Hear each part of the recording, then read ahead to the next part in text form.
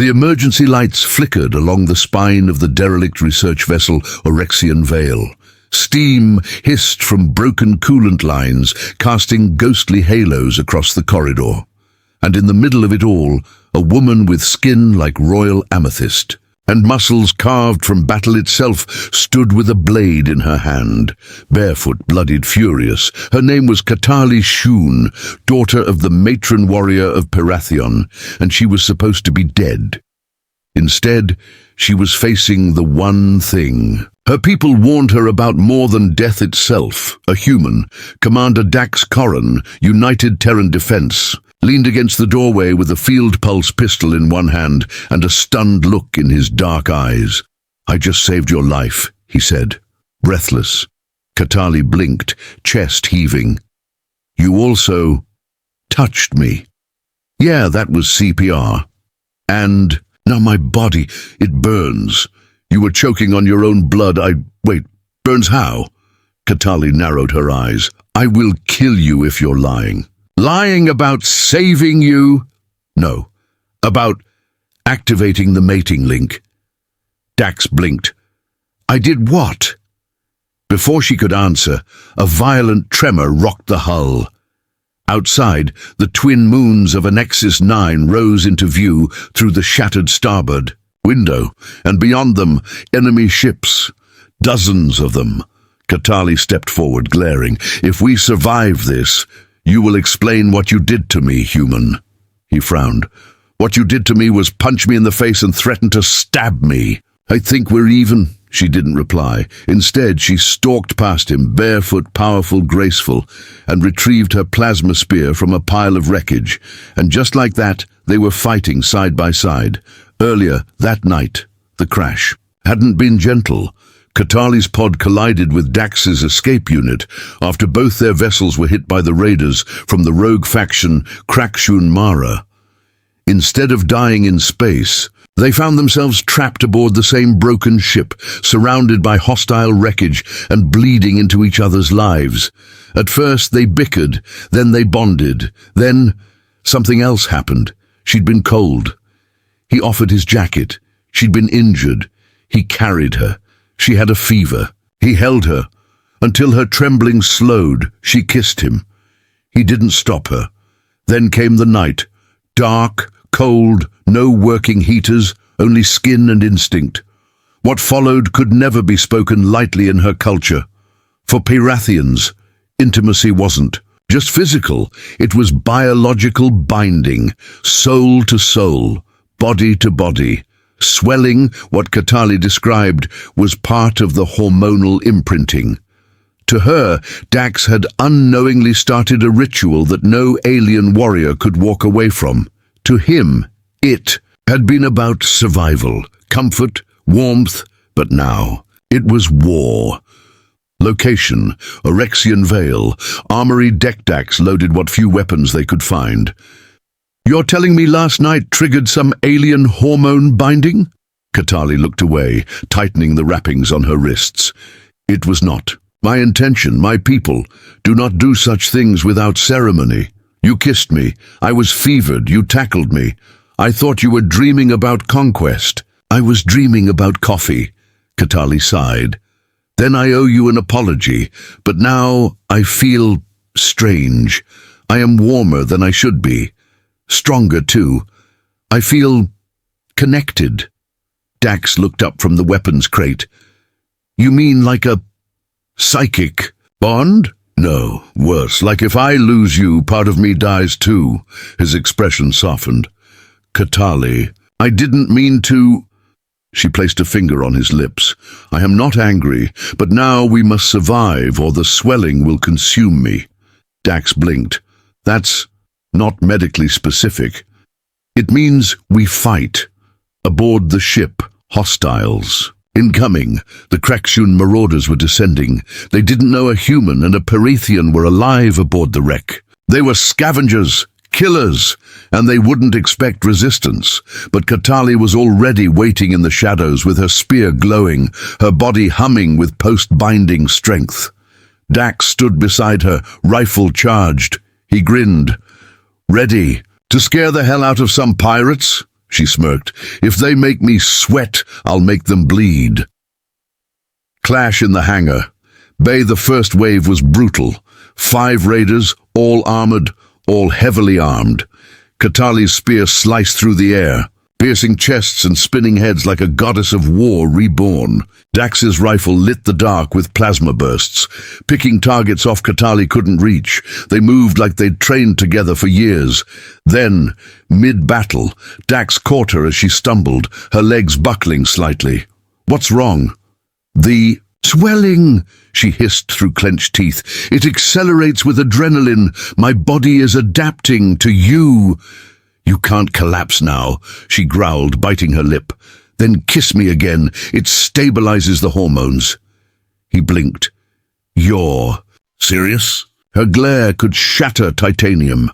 He dropped his rifle and kissed her. She surged up, lips crushing his, eyes wide with fire and something deeper.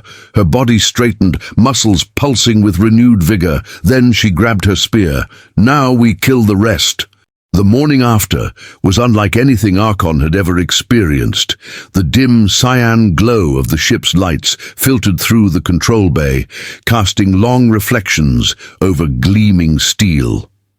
The warmth of the previous night lingered in the space, not just in temperature but in something more primal. He stirred awake, muscles sore, but heart strangely light. Cerentha was already awake, standing barefoot on the cold floor, her back turned to him. The markings on her purple skin shimmered faintly, more vivid than before. Her silvery blonde ponytail swung low against her back, but it was her posture that drew his concern. Rigid, tense.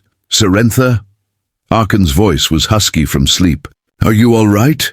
She turned slowly, and that's when he saw it. Her abdomen pulsed faintly, glowing with deep violet light. Her pupils, once sharp and warrior-like, were soft and confused now.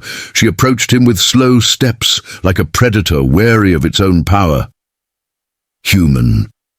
Her voice was different, softer, yet charged with tension. "What you did with me all night, my body is swelling." Arkan blinked. "Swelling? What do you mean?" "I don't know. This has never happened before. My kind. We don't bond like that. Not physically. You've triggered something in me. Something ancient. Something forbidden." A low alert chimed across the ship's core system. The central AI, Aurealis, came online. Biosignature anomaly detected in passenger Cerentha. Genetic instability rising. Core synchronization exceeding planetary safe thresholds. "What the hell does that mean?" Arkan barked at the AI. "Human-initiated neural convergence. Probability of mutual evolution. 87%. Warning. Bond may become permanent." Cerentha gasped and backed away. "You've changed me, Archon. We're not supposed to change." He stood and took her by the shoulders. "We don't know what this means yet. But whatever it is, we face it together." She nodded, but her eyes, those beautiful blazing eyes, flashed between fear and desire. Suddenly the ship shook violently. Archon rushed to the cockpit. Red lights bathed the console. Unidentified vessel approaching. Weapon systems active. A sleek obsidian cruiser warped into view, a symbol glowing crimson on its hull, the sigil of the Altari sovereignty, Cerentha's people. "And they were not here to negotiate. They've come for me," she whispered, stepping beside him. "If they find out what we've done, what I've become, they'll kill us both." Archon clenched his jaw. "Then we don't give them the chance." He opened the weapon lockers. "Suit up. We make our stand here." As Cerentha slid into her battle gear, a dark, alloy-plated suit that glowed with the same violet energy now throbbing in her skin, Arkan couldn't help but notice the confidence returning to her stance. "You still trust me?" he asked. Cerentha tilted her head, eyes smoldering. "More than ever." The docking bay doors shuddered. Boarding protocols had begun. They took position, and as the steel grated open and enemy boots echoed down the metallic corridor, Archon whispered, "Whatever happens, this bond, this night, it was real And I'll fight to protect that. Sorrentha's lips curved slightly. Then we fight together, my mate. Blaster fire erupted. The corridor lit up with searing plasma. Archon ducked behind a steel support beam as Altari soldiers poured through the breach, clad in obsidian armor that shimmered with psionic current. Their rifles hummed with a deadly frequency that could tear molecular bonds apart. Sorrentha moved like a storm, elegant, brutal, efficient. Her dual blades, forged from kinetic plasma, slashed in arcs of light. She spun low, cleaving one soldier's legs from beneath him before vaulting into the air, driving a boot into another's chest with a cracking boom. Archon wasn't far behind. His rail pistol barked with mechanical fury, every shot aimed to stun, not kill. Despite the chaos, he hesitated to take lives. These were Sorrentha's people, but they weren't showing the same mercy. "Sorrentha!" he shouted over the whine of blaster fire. "We're outnumbered. We can't hold this corridor forever." She vaulted back to him, panting, blades sizzling. "We're not meant to. There's a secondary hangar, lower deck. If we can reach it, we can launch the Decipher-class cruiser." Archon's eyes widened. "You mean that half-rusted ghost? It hasn't flown in years." Sorrentha smirked. "Then it's about time we wake it up." Together, they sprinted through collapsing tunnels, the AI Aurealis rerouting doors and defenses to slow the Altari pursuers. Warning, biolink between subjects reaching Phase 3. Neural entanglement now 92% complete. Archon winced. "What the hell does that even mean?" Sorrentha's steps faltered. "It means if one of us dies, the other might not survive either." He looked at her, stunned. Before he could speak, the ground beneath them trembled, and a high-pitched, low-frequency pulse vibrated through their skulls. Sorrentha fell to her knees, clutching her head. "No, they're using the recall signal." "What's that?" Archon dropped beside her. She gritted her teeth, violet eyes blazing. "It's a fail-safe. If any Altari undergo unauthorized mutation, like what's happening to me, they emit the signal to summon the hive mind. It's coming here." He felt a chill, deeper than any weapon's threat. Hive mind? Every Altari in the galaxy. Linked, obedient. If the hive arrives, it won't just take me, it'll rewrite me. Archon grasped her hand. "Then we stop it, or we burn trying." The Decipher was more wreckage than ship. Vines from an old terraforming experiment grew wild inside the hangar, wrapping the ancient fuselage in green and rust. Still, Aurealis began power cycling the engines as soon as they stepped inside. Fuel cells barely at 30%, Archon muttered. "Weapons are offline. Life support's questionable." "Sounds like home," Sorrentha said with a breathless smile. Together they jury-rigged the control systems, cables snaking across consoles as Archon bypassed fried circuits and Sorrentha poured psionic energy directly into the ship's core. Her mutation had advanced. Glowing lines now crawled across her arms and spine like living circuitry. "You're changing fast," Archon said. "Can you control it?" "I don't know, but I feel stronger, faster, like I'm not just me anymore, I'm more." A klaxon blared. "Warning, Altari flagship entering low orbit, hive signal intensifying." Through the hangar's fractured viewport, they saw it, a massive organic ship descending from hyperspace, its hull pulsed like living muscle, eyes of obsidian flickering across its surface. A horror of evolution made manifest. Sorrentha stared. "They've sent the Nexus core itself." The hive's vanguard descended in spider-legged dropships, each one releasing shrieking soldiers, twisted by psionic overload. Archon threw the Decipher into gear. The engines groaned, then roared. "She's flying," he said in disbelief. "Barely," Sorrentha added. "But it's enough." They blasted out of the hangar, weaving through enemy fire. Dropships exploded behind them. The Decipher screamed through clouds, heading into orbit. "Where to?" Archon asked. "There's an old rebel relay on the dark side of the moon," Sorrentha said. It can send out a hyperspace call, a plea for help. Archon nodded. Let's make that call.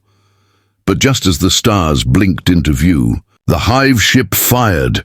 A lance of black light energy struck the Decipher's flank. Warning lights flared. Systems died. They were spiraling downward, fast. Sorrentha screamed as sparks danced over her body. Archon lunged forward, trying to reroute. Power to stabilizers, but it was too late. They crash-landed on the moon's surface. Metal groaned. Darkness fell. Silence. Then Sorrentha stirred. "Archon," she whispered, crawling toward his unconscious body. Blood trickled from his temple. No, stay with me." She pressed her hands to his chest, glowing brighter than ever. She focused, channeling every ounce of energy she had left. And then his eyes opened. "You glow like a goddess," he muttered. Sorrentha laughed through tears. "Don't die yet. We've still got a war to win." The wreckage of the Decipher still smoked in the cold silence of the moon's dark side. Craters stretched like ancient scars across the lunar surface, and above them the hive ship loomed, watchful, pulsing with power, ready to reclaim what it believed was its own. Inside the relay station, a relic from forgotten wars, Archon struggled to keep Sorrentha conscious. She was glowing again, but this time the light had become almost too much. Her veins shone like circuits, her eyes no longer just violet but burning with radiant white gold. He held her in his arms, blood seeping through his shirt from the impact of their crash landing, but he didn't care. "Stay with me," he whispered. "You hear me? You don't get to give up now." She smiled faintly. "I'm not giving up, I'm becoming." Behind them, the hive signal blared louder, like a song with no soul calling her back to the collective. It battered her mind, clawed at her DNA, commanding her to revert, to obey. Subunit Sorrentha. Hive Directive 7.1.1. Submit for reintegration. Sorrentha rose shakily to her feet, every step a fight against the pull. "They want to erase me, to overwrite what I've become." Archon stepped beside her, pistol raised, shielding her body with his own. "Then they'll have to go through me first." "You don't understand, Archon." She looked at him, trembling. "I want to fight it, but they're not just calling my mind, they're calling my biology. I am hive-bonded, whether I like it or not." Archon looked at her with something fierce in his gaze. Not pity, not panic, just belief. "You're more than what you were born into. You've changed. We've changed." That bond the AI talked about, it wasn't just physical, was it? "No," she admitted, her voice shaking. "You made me feel pain, warmth, fear, love. That's not hive, that's human." Then she screamed. A beam of black psionic energy surged down from the hive ship, slamming into the moon's surface, like the wrath of a god. The signal intensified, and Sorrentha dropped to her knees. Initiating recode protocol. Genetic divergence to be neutralized. Archon did the only thing he could. He linked his own neural interface to the relays, backup AI, and pulled up the genetic interface that monitored her vitals. "Aurealis," he shouted. "Can we isolate her mutation, buffer her identity?" "Only through full neural merge. Risk to human subject, lethal." "I don't care." Archon's voice cracked. "Do it." The AI hesitated, then began the protocol. As light flared between them, Sorrentha grabbed his hand. "No, Archon, don't, you'll die." He held her tighter. "Better I die being part of you than live watching you disappear." The beam of hive energy struck again. But this time, something different happened. Instead of consuming Sorrentha, it reflected. Her body, now blazing with interwoven altari and human energy, rejected the signal. Her scream twisted into a war. Cry, and she stood tall, defiant. The hive ship shook. "Aurealis," Sorrentha said with calm clarity, "broadcast my new code to the Nexus core." Confirmed. Across the stars, the hive, used to unity, sameness, perfection, was suddenly faced with anomaly. Sorrentha's DNA, spliced with human will, created a recursive feedback that destabilized the entire Hive-Link network. The ship in orbit began to convulse, turning in on itself like a snake, consuming its tail. Archon collapsed, his body overwhelmed by the neural stress. Sorrentha caught him. No, stay with me. She pressed her forehead to his. You made me alive. You can't leave now. A single beat, then another, he coughed. You glow even brighter when you're scared. She laughed through her tears. You idiot. As dawn broke over the moon's edge, the Hive ship imploded in a brilliant silence, vanishing into stardust. The bond between them, no longer unstable, settled into something real, permanent. In the relay's still air, Sorrentha looked down at her hands. I'm not just Altari anymore. Archon, bruised and barely breathing, smiled up at her. No, you're better. You made me human, she whispered, and for the first time since she had known him, her eyes filled with tears. Love this story? Want more romantic, action-packed HFY sci-fi adventures?